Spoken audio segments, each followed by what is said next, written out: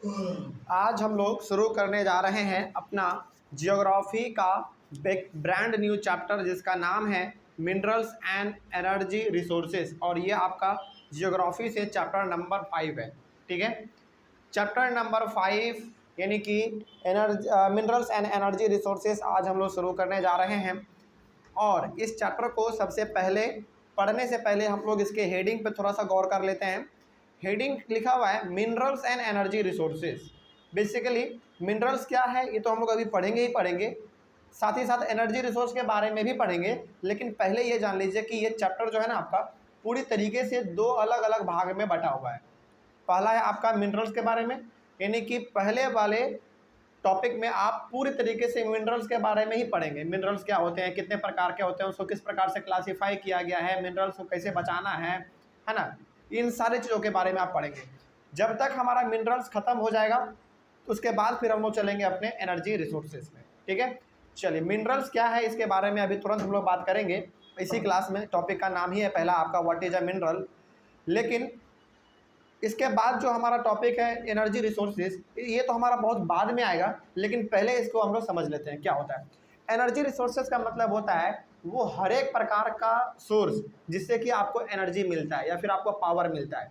Energy और power मतलब किस रूप में, इलेक्ट्रिसिटी हो गया आपका, है ना, फिर से आपका कोल हो गया, पेट्रोलियम हो गया, ये सब क्या है आपका, solar energy, wind energy, tidal energy, सब क्या है आपका एनर्जी रिसोर्सेज है। बेसिकली जिससे आपको एनर्जी मिले, पावर मिले, उसी को हम लोग कहेंगे एनर्जी रिसोर्सेज। और मिनरल्स क्या होते हैं इसके बारे में तो अभी तुरंत हम लोग पढ़ेंगे, है ना। चलिए, तो हेडिंग का मतलब जब आपको मालूम चल गया, मिनरल्स क्या है अभी जानेंगे, और एनर्जी रिसोर्सेज का मतलब जिससे आपको एनर्जी मिले और बेसिकली आपको पावर मिले। तो इस पूरे चैप्टर में हम लोग जो है मिनरल्स और एनर्जी रिसोर्सेज के बारे में ही बात करने वाले हैं। ठीक है, चलिए सबसे पहला टॉपिक हम लोग शुरू करते हैं। आज का टॉपिक का नाम है what is a mineral.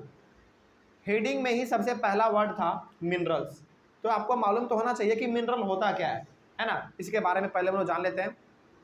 A naturally occurring substance that has a definite chemical composition is called a mineral। देखो यहाँ पे सबसे पहला बात कहा गया इस स्टेटमेंट में a naturally occurring substance, मतलब कि वो सबस्टांस जो कि नेचर के द्वारा हमको मिलता है, उसमें किसी प्रकार का ह्यूमन बींग्स का हाथ नहीं है।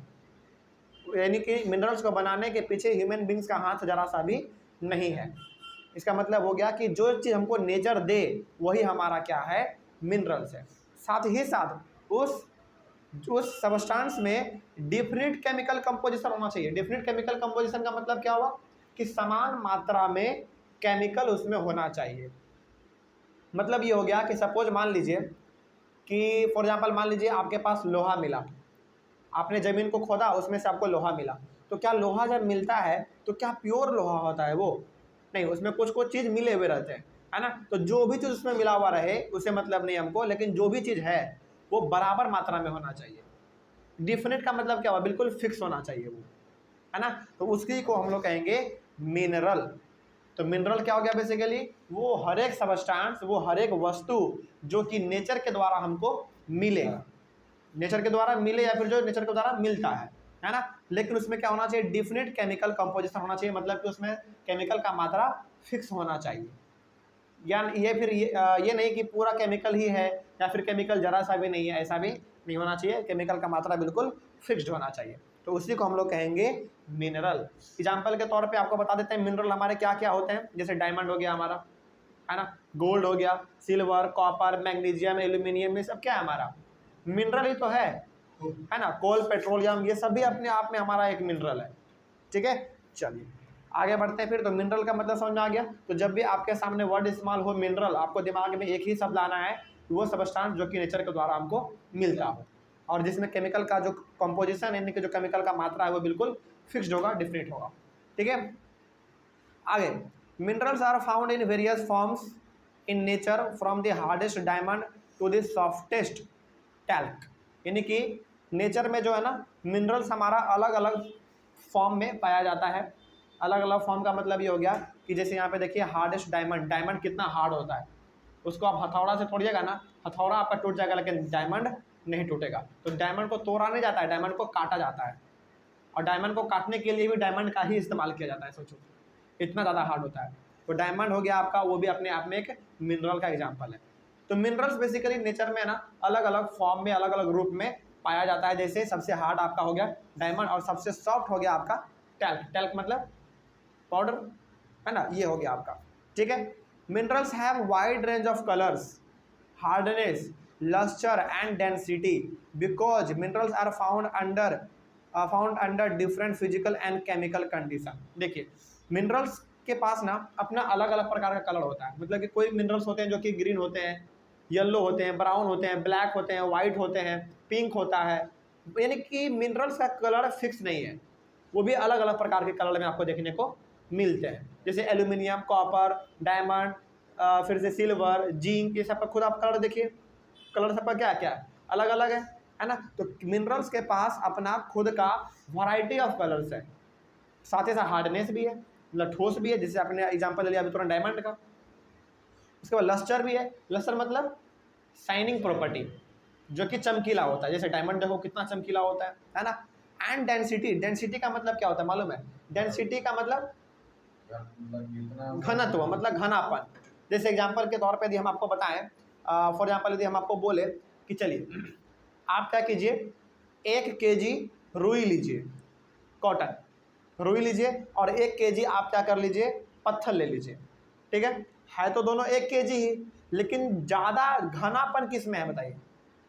ज़्यादा घनापन यानी कि उसके पार्टिकल्स आपस में सबसे ज़्यादा टाइट से जुड़े हुए किस में है?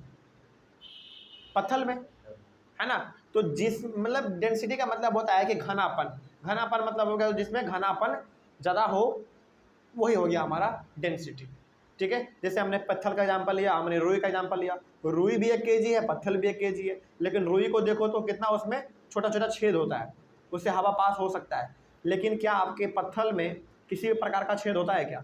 नहीं होता, यानी कि उसमें घनापन ज़्यादा है, उसके पार्टिकल्स आपस में बहुत ही टाइटली पैक्ड है ना। ये होता है हमारा डेंसिटी। तो मिनरल्स के पास अपना अलग अलग कलर है, हार्डनेस है, लस्टर है, डेंसिटी है। अच्छा ऐसा क्यों है? बिकॉज क्योंकि minerals are found under different physical and chemical condition. क्योंकि मिनरल्स अलग अलग जगहों पर अलग अलग कंडीशन में पाया जाता है। हो सकता है कि कहीं पे धूप बहुत ज़्यादा रहता हो सकता है कि कहीं पे बरसात बहुत ज़्यादा हो, है ना। तो बेसिकली क्लाइमेट पे भी डिपेंड करता है कि किसी पर्टिकुलर जगह पर किस प्रकार का मिनरल्स पाया जाएगा। बात समझ में आ रही है? जहाँ पे हो सकता है कि जहाँ पे बहुत ज़्यादा धूप हो सकता है कि वहाँ पे बहुत ही हार्ड मिनरल्स पाया जाए। जहाँ पे कि हर समय लगभग बरसात होता हो सकता है कि वहाँ पे बड़ा ही सॉफ्ट मिनरल मिल जाए, है ना। तो बेसिकली हम लोग ये कह सकते हैं कि मिनरल्स का अलग अलग कलर का होना, हार्डनेस होना, लस्टर होना, डेंसिटी होना, ये क्यों है? क्योंकि मिनरल्स हमारा अलग अलग फिजिकल एंड केमिकल कंडीशन में पाया जाता है। बात समझ में आ रही है? चलिए आगे बढ़ते हैं फिर। Almost everything that we use from a tiny pin to a towering building are all made from minerals. यानी कि यदि हम लोग बात करें एक छोटा सा पिन का, वहां से लेकर एक बहुत बड़ा बिल्डिंग का यदि हम लोग बात करें, तो सब के सब जो है हमारे मिनरल से मिलके बने हुए हैं। जैसे एग्जांपल के तौर पे मान लीजिए यदि आप बिल्डिंग बनवा रहे हैं, तो बिल्डिंग बनवा रहे हैं तो उसमें आप छड़ तो डालेंगे ना। छड़ किससे बना होता है? आपका आयरन से बना होता है कि नहीं? तो वो अपने आप में किसका एग्जाम्पल है? मिनरल का एग्जाम्पल है। तो छोटा से छोटा, बड़ा से बड़ा कोई भी चीज़ आप लीजिए, कोई भी चीज़ लीजिए, वो मिनरल का ही बना हुआ है। ठीक है, आगे बढ़ते हैं। The railway lines, cars, buses, trains, aeroplanes etcetera are all made from minerals. सही बात है, किसी लगभग हर एक में किसी न किसी प्रकार से मिनरल का इस्तेमाल हुआ ही है। जैसे हो सकता है किसी में आयरन का इस्तेमाल हुआ हो, किसी में एल्युमिनियम, किसी में कॉपर, किसी में सिल्वर का इस्तेमाल हुआ हो, है ना। तो बेसिकली हम लोग कह सकते हैं कि सारे के सारे चीज़ हमारा जो है मिनरल से ही मिलके बना होता है। Even the food that we contains mineral, इसके साथ ही साथ जब हम लोग भोजन खाते हैं तो भोजन में भी हमारा मिनरल होता है। जैसे आप कहते हैं ना कि बॉडी में आयरन की कमी हो गई, तो वो आयरन बेसिकली क्या आपका एक मिनरल ही तो है ना। तो बेसिकली हम लोग ये कह सकते हैं कि हम लोग जो भोजन खाते हैं उस भोजन में भी मिनरल्स है। तो क्या बिल्कुल आप ये कह सकते हैं कि हम लोग पूरी तरीके से मिनरल से घिरे हुए हैं? बिल्कुल कह सकते हैं, हमारे चारों तरफ मिनरल्स है, इवन हमारे बॉडी में भी मिनरल्स है। ठीक है, आगे। अब यहाँ पे जब आप एनसीईआरटी बुक को पढ़ेंगे ना, तो आपके सामने एक वर्ड आएगा जिसका नाम है रॉक, ROCK, रॉक। क्या होता है रॉक? देखिए, rocks are the combination of naturally occurring substances that has a different chemical composition called mineral. यानी कि बेसिकली बहुत सारे मिनरल्स को आपस में मिला दो तो आपका क्या बन जाएगा, रॉक बन जाएगा। बात समझ में आ रही है। फॉर एग्जाम्पल मान लीजिए कि एक बहुत बड़ा पहाड़ है, एक बहुत बड़ा पहाड़ है, लेकिन उस पहाड़ के अंदर आपको जो है ना आयरन भी मिलने वाला है, मैग्नीशियम भी मिलने वाला है, एल्यूमिनियम भी मिलने वाला है, सपोज कीजिए यही सब कुछ मिलने वाला है। यानी कि एक पहाड़ है, उस पहाड़ के अंदर ये सारा मिनरल्स आपको मिलने वाला है। तो ये सारे मिनरल्स का क्या हुआ, कम्बिनेशन हुआ ना। इन सारे मिनरल्स का कम्बिनेशन हुआ कौन, वो पहाड़। और वही पहाड़ को हम लोग क्या कहते हैं, बेसिकली छोटा मोटा पहाड़ को रॉक कह देते हैं। आप समझ में आ रही है। तो बेसिकली हम लोग ये कहेंगे कि अलग अलग प्रकार के मिनरल्स के कम्बिनेशन को हम लोग क्या कहेंगे, रॉक कहेंगे। ठीक है, चलिए आगे बढ़ते हैं फिर।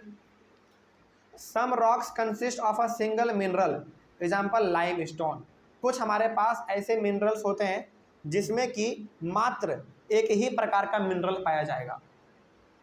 कुछ हमारे पास ऐसे रॉक होते हैं जिसमें कि एक ही प्रकार का मिनरल्स पाया जाएगा। हालांकि डेफिनेशन में क्या लिखा हुआ है, डेफिनेशन में है combination of naturally occurring substance, मतलब कि मिनरल्स का क्या होना चाहिए, कॉम्बिनेशन होना चाहिए। दो या दो से ज़्यादा मिनरल्स का कॉम्बिनेशन को हम लोग कहेंगे रॉक। लेकिन बहुत सारे रॉक ऐसे होते हैं जिसमें कि केवल एक ही प्रकार का मिनरल्स पाया जाता है। एग्जाम्पल के तौर पे आपका है लाइम स्टोन। लाइम स्टोन में एक ही प्रकार का मिनरल्स पाया जाएगा।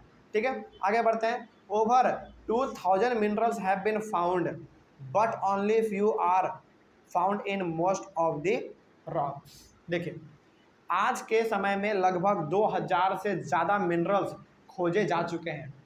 2000 से ज़्यादा मिनरल्स खोजे जा चुके हैं, लेकिन but only few are found in most of the rocks. 2000 से ज़्यादा मिनरल्स पाए जा चुके हैं, खोजे जा चुके हैं, लेकिन इनमें से कुछ ही ऐसे मिनरल्स हैं जो कि पत्थरों में पाया जाता है, यानी कि रॉक्स में पाया जाता है। बात समझ में आ रही है। तो अब सवाल है कि बाकी सब कहाँ पाया जाता है। कोई हमारा धरती के नीचे पाया जाता है ना, कोई समुद्र में पाया जाता है, कोई मिट्टी में पाया जाता है, कोई बालू में पाया जाता है। इस प्रकार का मिनरल्स है। ठीक है, तो रॉक के बारे में यदि हम लोग स्पेशली बात करें तो रॉक क्या होते हैं, हमारे कम्बिनेशन ऑफ मिनरल्स होते हैं। ठीक है, और रॉक हालांकि कम्बिनेशन ऑफ मिनरल्स है, लेकिन कुछ ऐसे रॉक होते हैं जिसमें कि केवल एक ही प्रकार के आपको मिनरल देखने को मिलेंगे। एग्जाम्पल आपका लाइम स्टोन था, है ना।